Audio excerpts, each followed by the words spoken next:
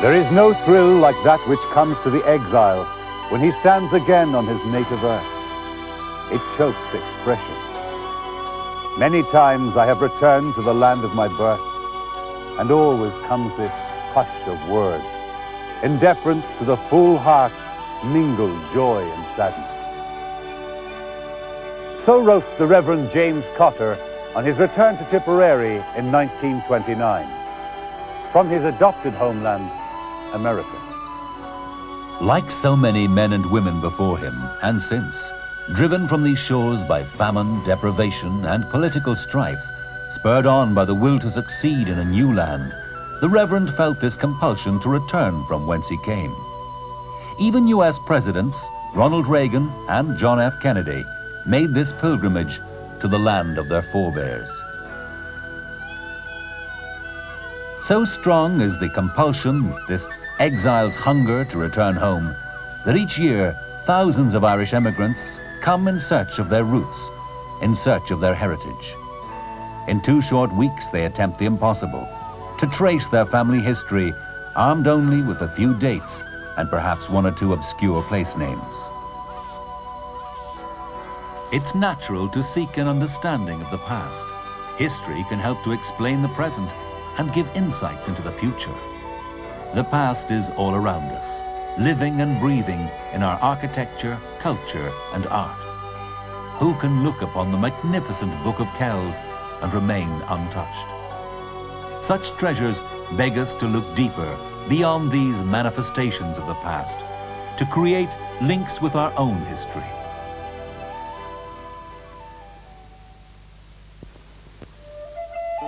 For many, this small green island represents the eternal enigma. Cloaked in a rich and complex history, the Ireland of today is inextricably linked with the Ireland of old. Here, past and present merge into a multifaceted, multicolored tapestry of life, resembling the patchwork quilt of fields that is the Irish countryside. But 11,000 years ago, the Ireland encountered by the first men to arrive here was very different. The land had just shaken off the frosty shackles of the Ice Age. The stirrings of new life appeared, and rivers flowed once again. The first Irishmen were hunters. They stalked the coastal regions in search of food. Some 2,500 years later, Neolithic cattle farmers and grain growers arrived. Working their way along the river valleys, they cut through the deep forests of oak, ash, and elder. They had found along the Antrim coast a tough, durable flint, perfect for cutting instruments. These flints became part of the very first international trade, and samples have been discovered in Cornwall and mainland Europe. These farming pioneers steadily prospered, so much so that they commissioned a series of impressive passage graves to be built throughout the country. Here in the Boyne Valley, they built a huge complex of 3 major structures at Douth, Knowth, and Newgrange. The great prehistoric mound at Newgrange is just as awesome in engineering and sheer size as the pyramids of Egypt. Yet, 500 years before the first stone was laid on the very first pyramid, Newgrange was the center of a society far more advanced than the Egyptians. Who built this magnificent cave in the field of the great god, or indeed for what purpose, no one knows for certain. Some say it was a pagan temple built to honor a mysterious sun god. But whatever the reason, each year something very strange takes place here. On the morning of the winter solstice at 9 a.m., sunlight begins to filter into the inner chamber through a small opening above the mound's entrance. Soon, the whole chamber is a vast basin of light. Even today, this once-a-year alignment of sun and stone remains an architectural wonder. Fear Bode, the Billy Men, Cuhade Danan, people of the goddess Dana. These early settlers were given fanciful names by the earliest writers in Ireland. Little is known of these strange peoples, except that they were most probably Celtic in origin. A mystical warrior race, the Celts journeyed to Ireland from mainland Europe in the 1,000 years before the coming of Christ. Tough, fighting men, they played as hard as they fought. Their boast was that their only fear was that the sky might fall. Julius Caesar praised the courage of the Celts and referred to their passion for burial mounds and their love of attending funerals, a tradition we now know as the Great Irish Way.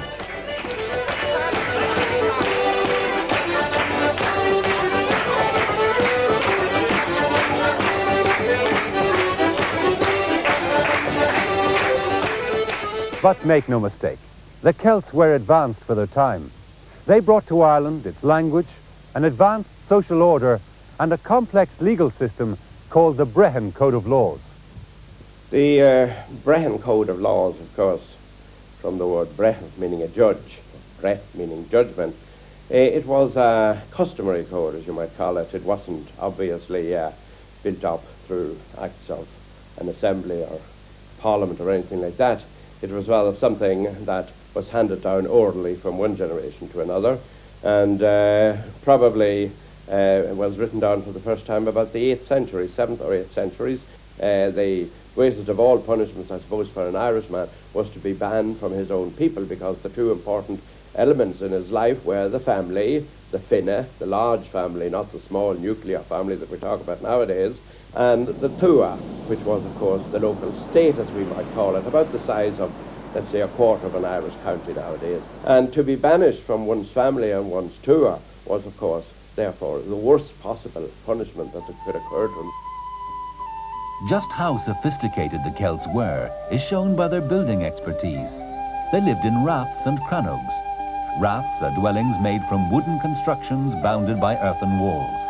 Today, the term rath is still very much a feature of our towns and villages, with place names like Rathgar, Rathmines, and Rathnew. They also lived in crannogs or lake dwellings, such as this reconstructed one at Craiganoan in County Clare. Built with brushwood and stone, they were artificial islands built in the shallow waters of lakes. The Celts, like the Romans, worshipped many gods.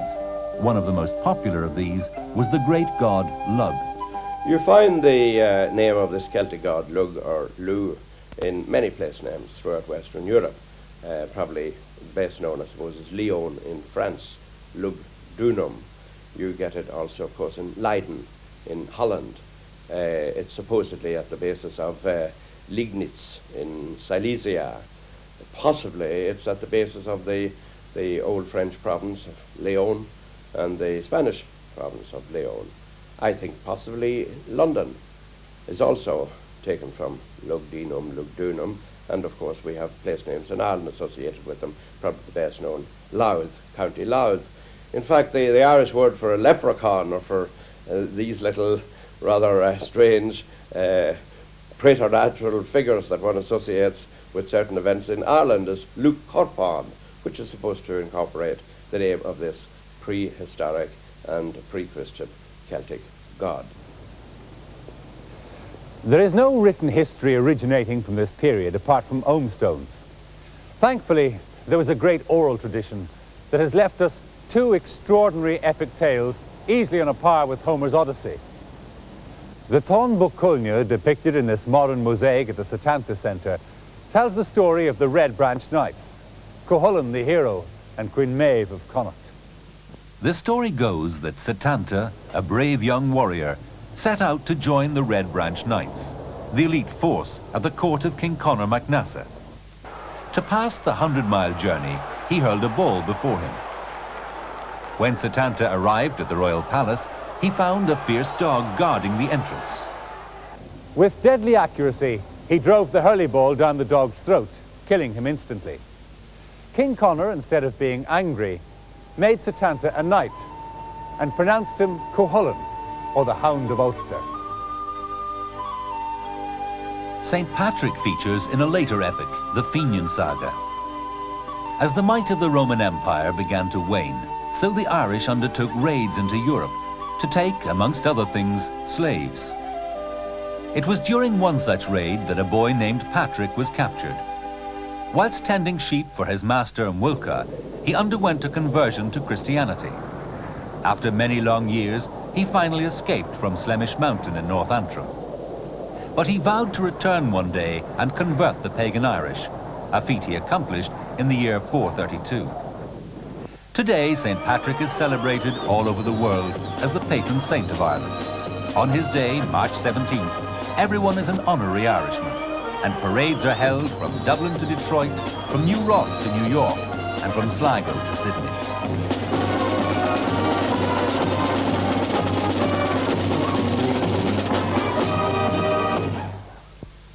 By the beginning of the 5th century, Ireland had a system of kingdoms based on what were then 5 provinces: Ulster, Munster, Leinster, Connacht, and Meath.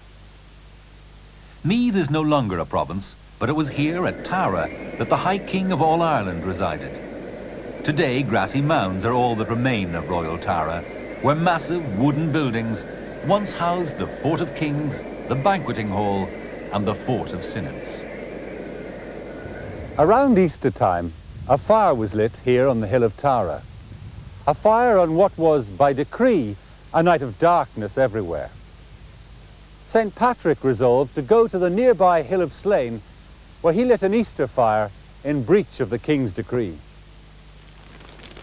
Patrick's fire burned brightly into the night, clearly visible from Tara across the plain. The king was outraged. His warriors rode out to arrest Patrick and his followers.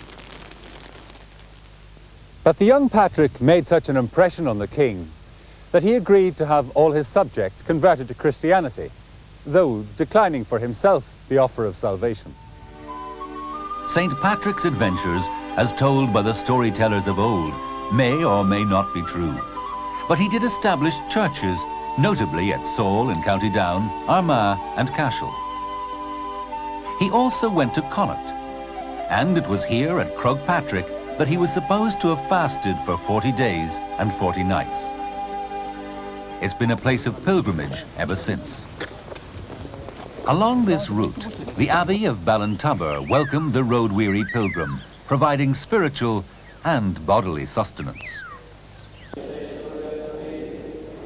The Irish took enthusiastically to Christianity, and with it came a huge self-confidence generated by the excitement of change and discovery. They founded monasteries in the most remote of places, such as here in the Skelligs. This was the Ireland of saints and scholars.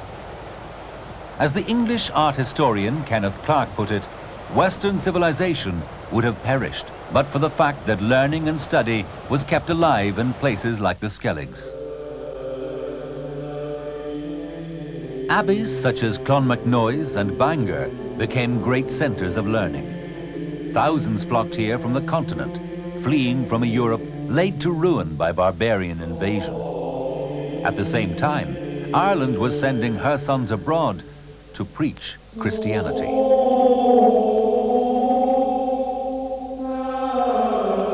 Probably the greatest glory of early Irish Christianity is the work of the Irish monks and scholars abroad.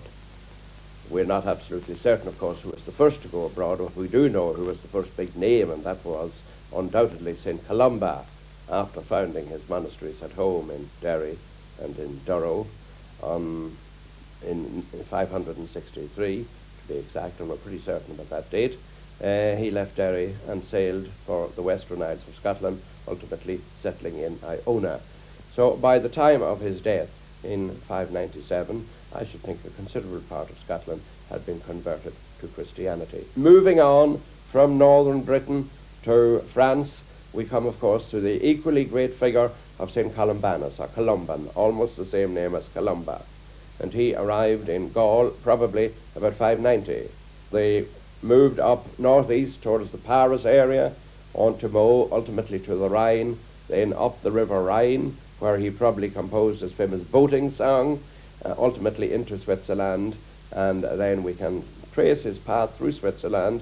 I've done it myself, by the various church dedications along Lake Constance, and ultimately to the far side of Lake Constance, the Bodensee, the town of Bregenz, and there he found another monastery, but it lasted only about 2 years, and he made his way across as an old man now in his 70th year, made his way across the Alps down to Milan, took part in the Arian controversies in Milan, wrote his famous series of sermons there, probably in 613, and ultimately founded his last monastery at Bobbio, south of Milan, in 613, where he died in 615. I think the furthest the Irish monks and scholars got on the European mainland was probably to what's now southern Russia, the city of Kiev, because in the 12th century, a group of Irish Benedictine monks set up a famous monastery of St. James, still standing and still bearing in its architecture the relationship, a very clear relationship, to the Rock of Cashel and Cormac's Chapel, Irish Romanesque designs on the doorway. Legend has it that the Celts looked out upon the fierce Atlantic, crashing against the barren rocks of the west coast. They dreamed of what might lie beyond this great expanse of water.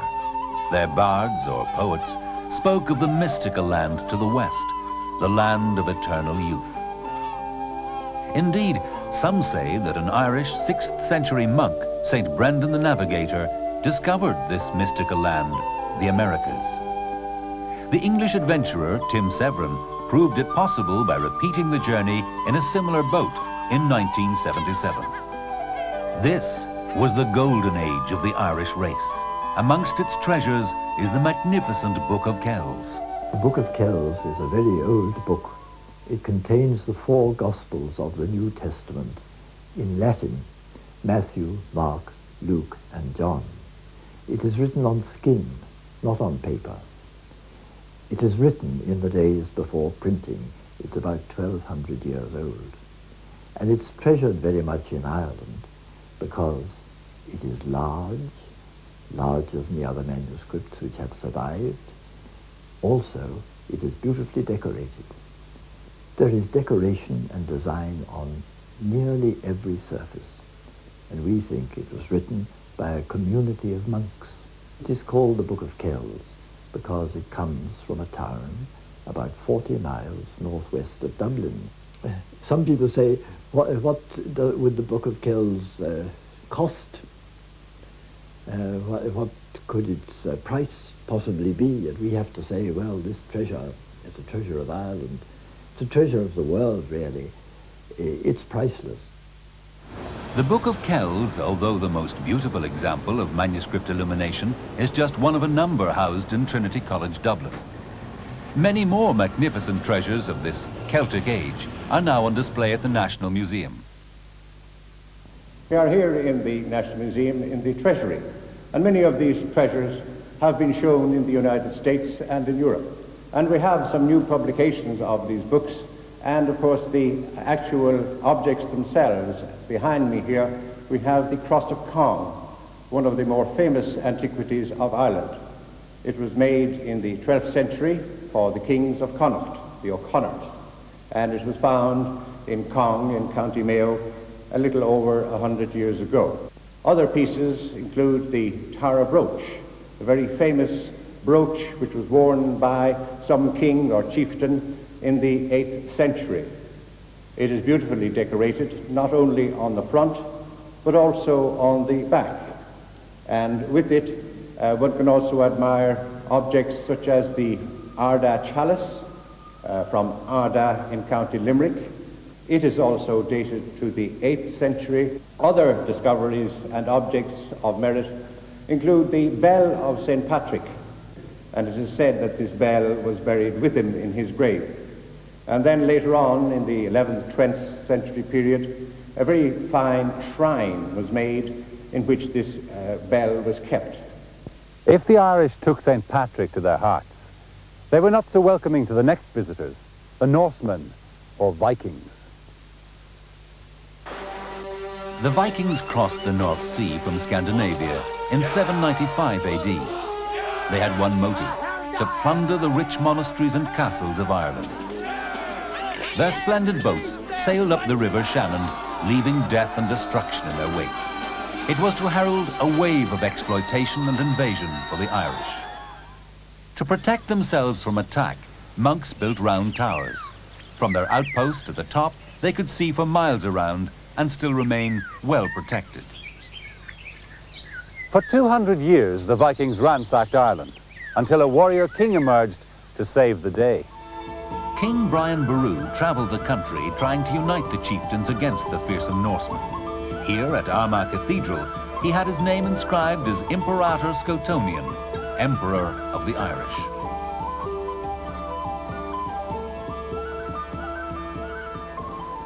At the grand old age of 72, Brian Boru led an attack on the Viking settlement here in Clontarf, on the north shore of Dublin Bay. It was Good Friday, April 23rd, in the year 1014. The battle raged for 12 long hours. And at its end, the victor, Brian Boru, lay slain. His body was carried the 70 miles to Armagh in mournful procession. The reign of the Vikings was well and truly over. But with Brian and his immediate heirs dead, the High Kingship was once again up for grabs, and Ireland without a leader was vulnerable to invasion.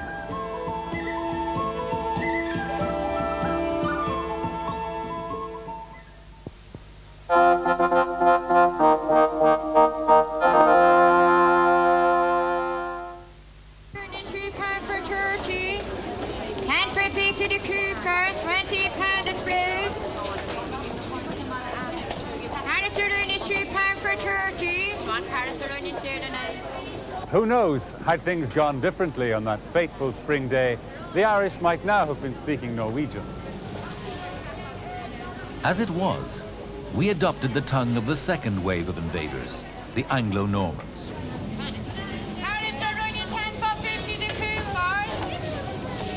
In 1169, the King of Leinster, Dermot MacMurrough, eloped with Derver Gilla.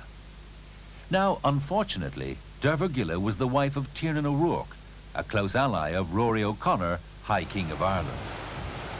Fearing his life, Dermot fled to seek aid from the Normans.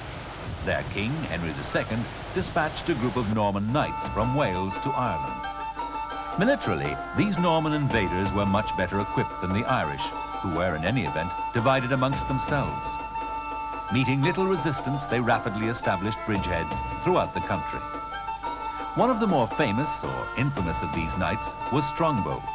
Not only did he conquer Waterford, he also married Dermot MacMurrough's daughter at this tower built by Reginald the Dane. Indeed, such was the power of these Norman knights that King Henry himself came to Ireland to ensure their continued allegiance.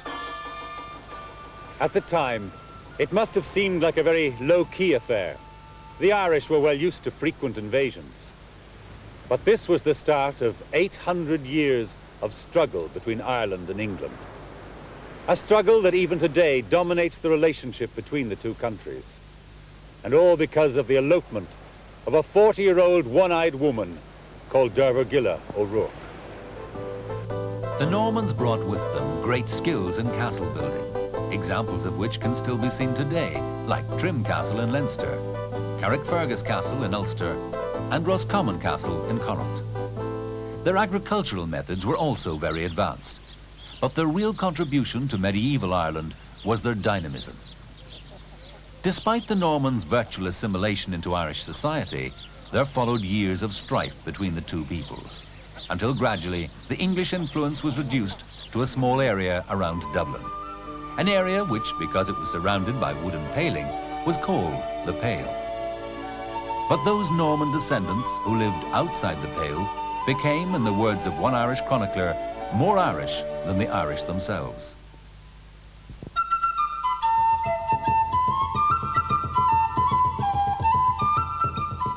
So it was that the English confined themselves to the relative safety of the Pale, afraid to venture out into the wilderness that lay beyond. For these proud Celtic chieftains, with their strange dress and their rough and tumble ways, were to the Britons nothing short of barbarian. But all was to change with the succession of Elizabeth I to the throne of England in 1558. The Irish had not taken kindly to the attempts of her father, King Henry VIII, to impose his reformed religion on them. For her part, Elizabeth wanted to finally bring the Irish chieftains to their knees. Perhaps she was influenced by the fact that her mother, Anne Boleyn, was of the old Norman family of Butler. They were the Earls of Ormond in the Tipperary-Kilkenny region. One of the first victims of Elizabeth's scorched earth policy was the Earl of Desmond. Like a fragile house of cards, chieftain after chieftain fell, but not so in the north of the country. There, the great challenge to the English power came in the formidable figure of Hugh O'Neill, Earl of Tyrone. Joined by Red Hugh O'Donnell, chieftain of Tyrconnell, now called Donegal, he rebelled against the crown. Together, they gained control over much of Ireland, inflicting large casualties on the English. Eventually, though, the might of Elizabeth's armies fell upon them, and they were defeated here at Kinsale at Christmas 1600. Within 7 years, the Earls of Tyrone and Tyrconnell had fled to the continent. The flight of the Earls left Ireland conquered and leaderless. There was now little to stop full colonization, and there followed the plantations of Ulster, in which land was given to Protestants from Scotland and northern England. The once proud Irish lords were in effect reduced to tenants on their own land. Rebellion flared once again in 1641. A year later, the Old English, or Normans, and the native Irish united to form a parliament in Kilkenny. Under the brilliant Owen Roe O'Neill, nephew of the great Hugh, the Irish forces inflicted a humiliating defeat on the English at Benburb in 1646. All appeared to be going well, until O'Neill died and Cromwell invaded in 1649. The soldier who brought down the English monarchy, Oliver Cromwell, was a brilliant military strategist, yet he is remembered in Ireland first and foremost as a fanatical bigot. His crimes against the Irish were on a par with Hitler or Stalin. In Drogheda, he had every man, woman and child put to the sword. Wexford too had a taste of Cromwell's barbarism. To hell or to Connacht was the cry with which he dismissed those Irish who had survived. Connacht being one of the most desolate and infertile areas on the island. On Cromwell's death, and with the succession of King Charles II in 1660, things improved somewhat. Catholicism could be openly practiced, and some land was returned to its original owners. Upon his death in 1685, Charles was succeeded by his younger brother, the Catholic King James II. Hopes were high that some justice would at last be done for Ireland. These hopes were dashed, however, when a revolt in England put William of Orange on the throne. In 1689, James II fled to Ireland. Landing at Kinsale, he was greeted by a welcoming cannon salute from Charles Fort.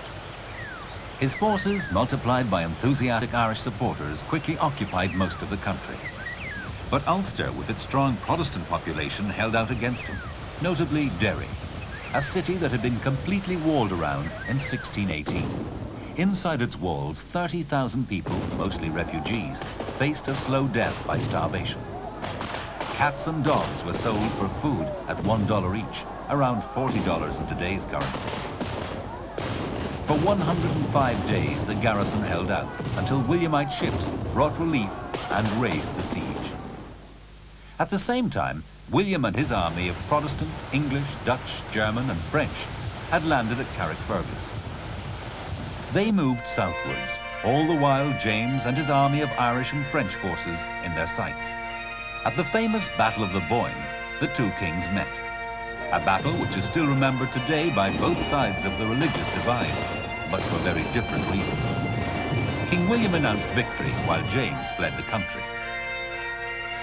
The Catholic side had their sieges too. Here in Limerick, there was an equally heroic resistance. Eventually, a treaty was signed giving the Irish the right to practice their religion. It further provided that those soldiers who wanted to could seek refuge in France. The treaty was signed on this stone, which has now been greatly reduced by souvenir hunters hacking at it.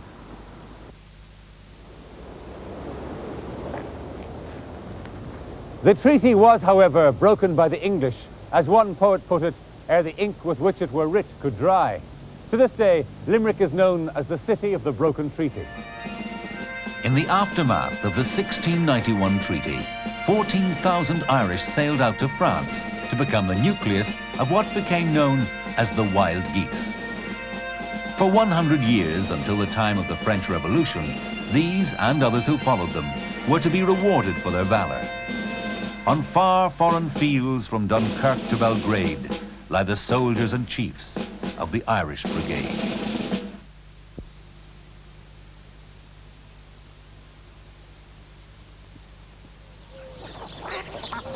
When the day comes and the sky is alight and the hosts march under the green banner of the gale, that day you will be glorious in the battle that will scatter the cursed English across the water. The 18th century was a potpourri of land dispossession, bloody rebellion, and constitutional change for the Irish. In 1641, prior to the Cromwellian settlements, 59% of the land of Ireland belonged to native Irish Catholics. In 1695, this figure had been cut to almost 14%. By 1714, only 7% of this rich and fertile land remained in the hands of Catholics. Ireland at this time was ruled by about 4% of the population, who alone had political rights. This elite group, dubbed the Protestant Ascendancy, poured money into cities for refurbishment. It is to them that we owe such magnificent buildings as the Forecourts and the GPO. The Duke of Leinster, for instance, decided that Dublin was too crowded. So he had Leinster House built outside what was then the city limits. He wrote to his mother, "Leinster House does not inspire the brightest of ideas. However, the present occupants may not agree. They are our own parliamentarians." Dublin may have been a great cosmopolitan centre, but a cloud of bigotry and poverty hung over the country. The penal laws passed in 1704 and 1709 effectively meant that the native Catholic Irish had no rights. They couldn't own property, take up a profession, or practice their religion. The Irish Parliament, which at this time was exclusively made up of Protestants of the Church of Ireland, enacted these laws. They were scarcely less severe on those non-conformist Protestants who were Presbyterians or Methodists. So began the emigration of those persecuted for their religious beliefs. This largely Presbyterian movement that was to give America, amongst others, Presidents Andrew Jackson and Woodrow Wilson. Inspired by the American Revolution, the first stirrings of nationalism came with Jonathan Swift. A leading Protestant, he was Dean of St. Patrick's Cathedral in the mid-1700s. It was in these forbidding surroundings that Swift wrote his classic novel, Gulliver's Travels. The American War of Independence had a profound effect on Irish thinking. So whilst the British were busy fighting the American colonists, a group of Irish volunteers took it upon themselves to mutiny. Here at College Green in 1778, they protested at the trade restrictions imposed on Ireland by Britain. Their muskets donned placards with slogans like "Free Trade" or "This." They won for themselves a more or less free government, and under Henry Grattan, the country flourished. This fine example of 18th century opulence is now occupied by a large banking group, the Bank of Ireland. It once housed Grattan's Parliament, or the Patriots' Parliament, as it was then known. The rise of republicanism in France and the Americas gave life to a new breed of Irish revolutionaries. In 1798, there occurred a bloody rebellion masterminded by the exiled Irish patriot, Wolfe Tone, the father of Irish republicanism. Despite a large military force from France to help them in their struggle, the Irish lost the day, and with it, the opportunity for Irish independence. What became known as the Year of the French was a year of tragedy for Ireland. The English decided that the Protestant Parliament should be suppressed. The Act of Union between Ireland and England took place in 1800. Irish members of Parliament now had to travel to Westminster to put their case.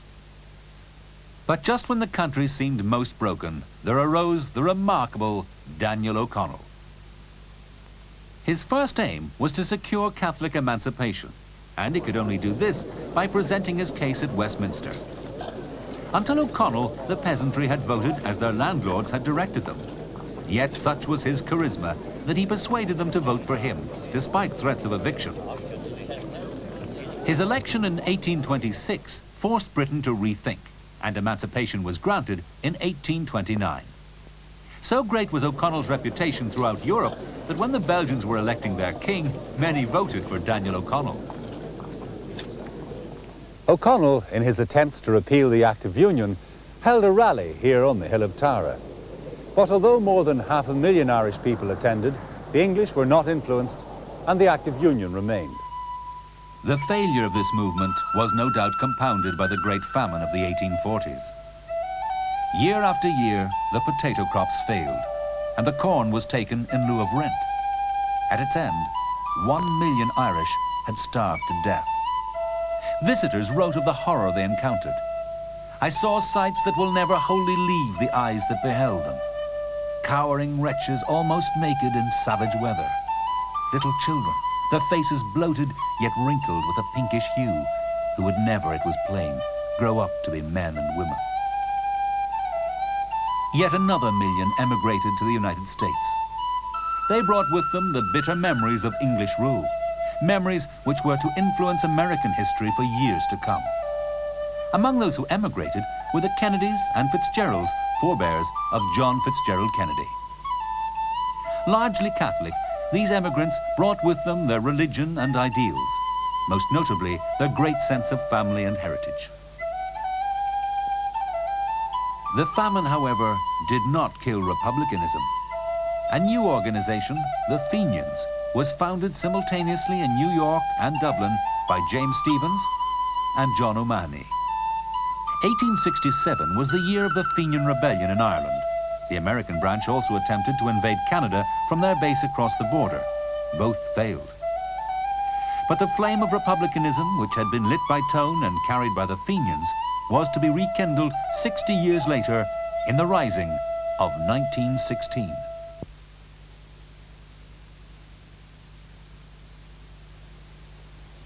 This statue of Charles Stewart Parnell lies at the northern end of Dublin's O'Connell Street. O'Connell himself stands at the southern end. Both are guardians of the capital's main thoroughfare. And both practiced the same brand of politics, an end to the Act of Union by constitutional means, in contrast to the armed rebellion advocated by followers of Tone. Parnell was born here in the comfortable surroundings of Avondale House in County Wicklow in 1846. An ambitious young man, he was elected to Parliament in 1875 as the member for Meath. Within 4 years, he became known as the uncrowned King of Ireland. 10 years later, he was dead. His untimely death came in 1891 in the aftermath of a torrid sex scandal. He was named by Captain O'Shea, husband of his longtime love Kitty O'Shea, as correspondent in divorce proceedings. In his short reign, Parnell had managed to change the course of Irish history. Not since O'Connell had Home Rule or a separate Irish Parliament seemed possible. Along with Michael Davitt, the father of the Land League, he had succeeded in breaking the power of the landlords in Ireland. One such landlord, by the name of Captain Charles Boycott, dared to defy the League when he continued to evict tenant farmers for non-payment of rent. Consequently, he was ostracized by the community, thus giving the English language a new word, boycott. During this period, a new Irish identity emerged. Douglas Hyde founded the Gaelic League in 1893, dedicated to the preservation of the Irish language. And the Gaelic Athletic Association was founded here in Hayes Hotel, Thurles, County Tipperary, to restore national games such as hurling.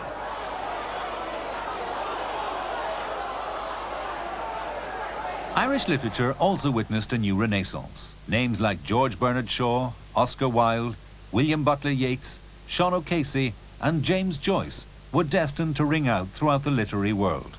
If you could transport yourself back in time to Dublin at the beginning of the 20th century, you would find yourself in a city of tree-lined Georgian squares with long lighted drawing room windows and this is the crucial point, a poet, they said, on every street corner.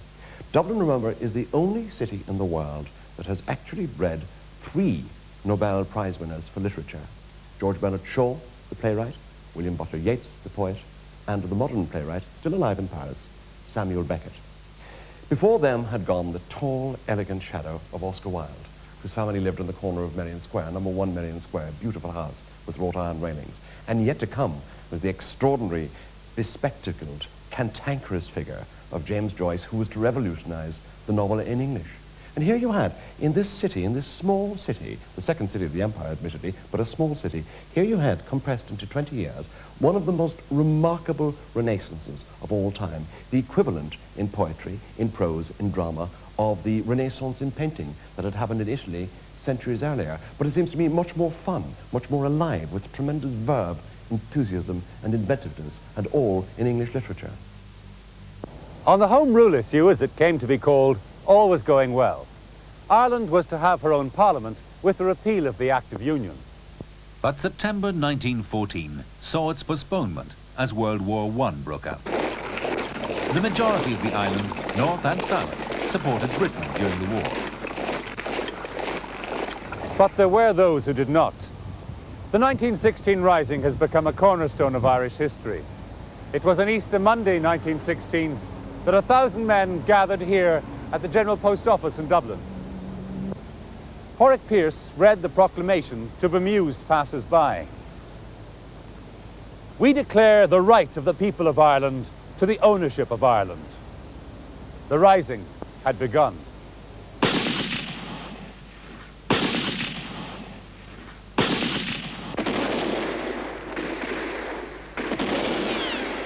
After a week of bloody fighting in the streets of Dublin, the Rising was over, put down by the might of the British Army. 16 of the leaders were executed at Kilmainham Jail.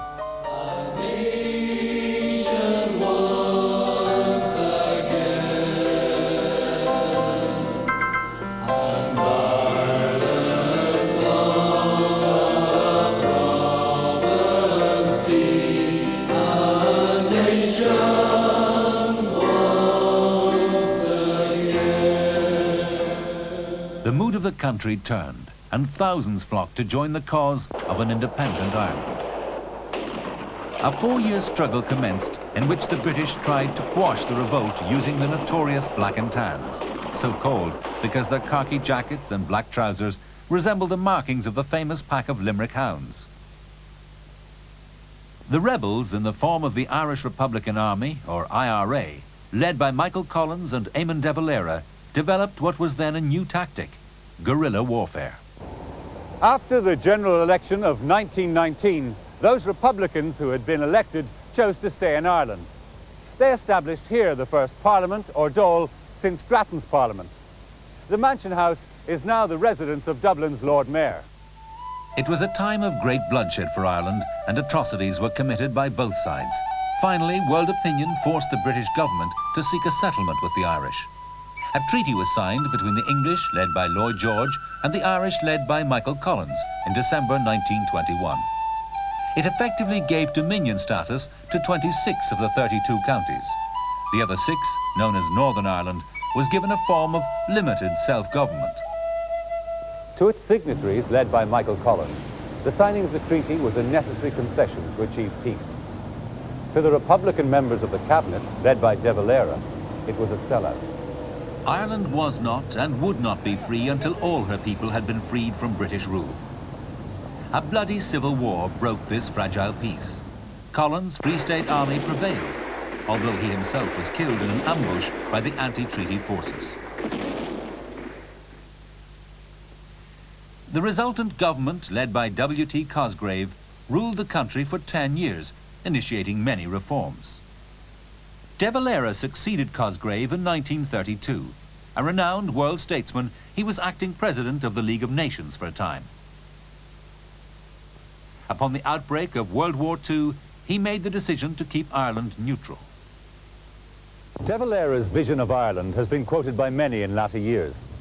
It may have meant a fanciful return to a Celtic Ireland long since past, yet the man and his ideals cannot be separated from the history of 20th century Ireland. The first post-war election of 1948 saw the defeat of Eamon de Valera's Fianna Fáil government. In its place came the inter-party government led by John A. Costello. It was he who made the final break with England and the Commonwealth when he declared the 26 counties of Ireland a republic in 1949.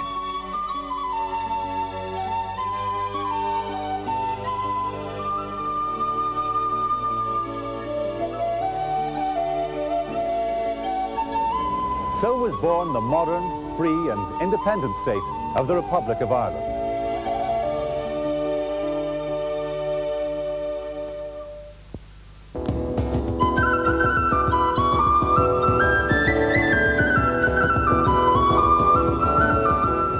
Blood, they say, is thicker than water, and that's very true. Why else would so many try to trace their ancestry years and even centuries after their ancestors have left these shores? Roots are something we all need. They are our own raison d'etre, adding new meaning to our very existence. Ireland, more than most countries, is both intrigued and disturbed by its past. Perhaps it's the fact that its people have been scattered to the four corners of the world, blown there by the ill winds of famine, religious persecution, and political instability. Emigration to North America has been traditionally linked with the famine era, but emigration goes back much further.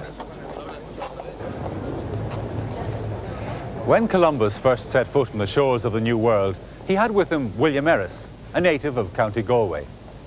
Little did William know that this was to be an historic trip. Soon others were to follow. Among them, the first pioneers and explorers.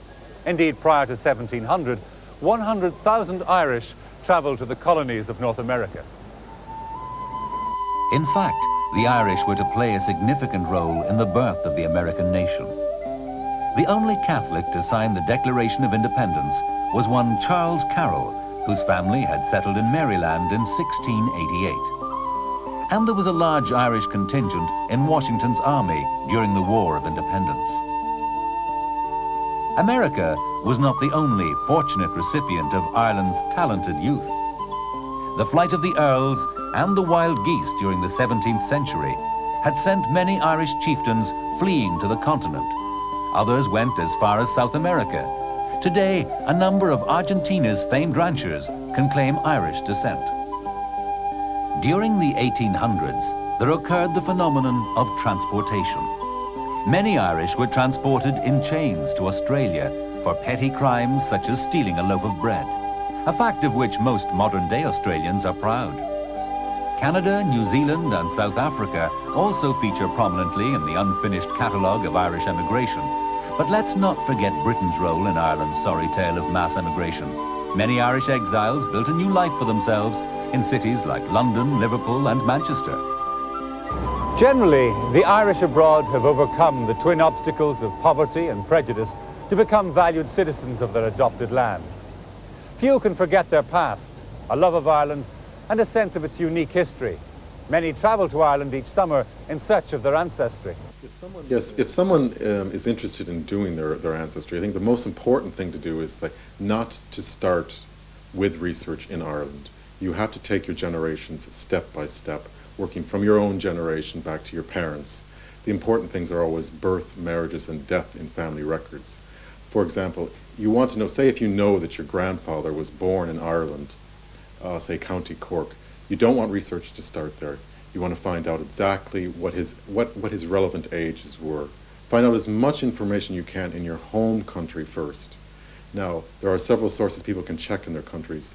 It could be a census material, baptismal records, birth certificates, graveyards, and family stories are often very interesting and full of information that a person, when they start the research, they might not think is important, but it turns out being very important. Then once you have your information to the last person or the first person to arrive in your home country, then you make the jump into Ireland and Irish sources. Now, Irish genealogy is important, but there's a common misconception that Irish records were, one, all burnt in 1922 during the Trouble, or that the proper records don't exist, or the proper genealogy doesn't exist in Ireland. Now, there were a lot of records destroyed in 1922 in the Four Courts. There was a fire there. But basically, most people can work around those sources. A lot depends on, first of all, where the family was located. Different areas of the country have records that go back to a different period. Cities, obviously, the records go back further than some areas of the country. And then also depends on the family itself. Generally speaking, though, most people are not interested in going back to the year 1400, 1500. Most people are interested in establishing the place of residence of the family because they realize that Irish people they live by an oral tradition. The written records only go back to a certain time period anyway. What they want to do is establish that my family was, say, in Ballyporeen in the 1700s in County Tipperary, And so when they come over to visit Ireland, they can go down and visit that area. And they can sort of assume that the family was there for several hundred years prior to that, even though there would be no written records for it. Well, Hibernian research can do two things for people. First of all, we can hopefully in advance, before people make their trip to Ireland, we can do background research, sort of narrow their investigations to tell them what parish the family came from in Ireland. So when they come over to do their visit to Ireland, they can actually go down to the relevant area. For example, when we did President Reagan's ancestry, he didn't know anything about it, but in the end, we pinpointed in Ballyporeen. He came over to Ireland, went down to visit the parish, and saw the relevant records. We've done the Canadian Prime Minister, Brian Mulroney. We also have done John McEnroe's family. Now, he's a good example also because his family left Ireland relatively recently, in about 1911, and all four of his grandparents came from Ireland.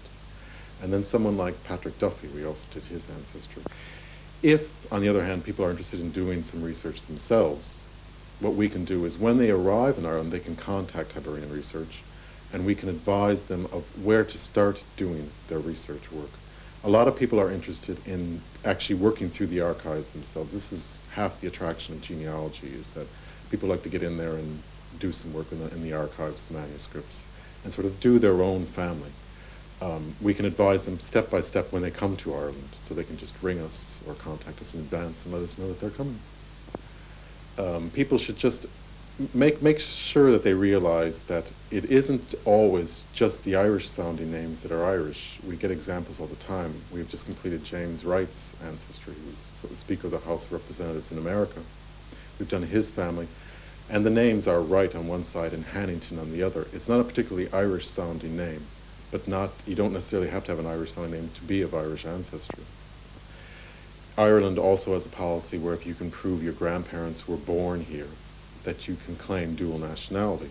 So a lot of, say, international businessmen who have to travel from country to country, or particularly come to Europe, which is involved with the EEC, European Economic Community, they can claim an Irish passport if they can prove that their grandparents were born here. Now that's quite prevalent with a lot of people. If you would like to discover more about your Irish ancestors, there are two sources which may help you in your initial research. Bord Fáilte, Ireland's tourist board, have published an information leaflet on tracing your family's roots. And of course, Tom and his staff at Hibernian Research would be glad to assist you in your search.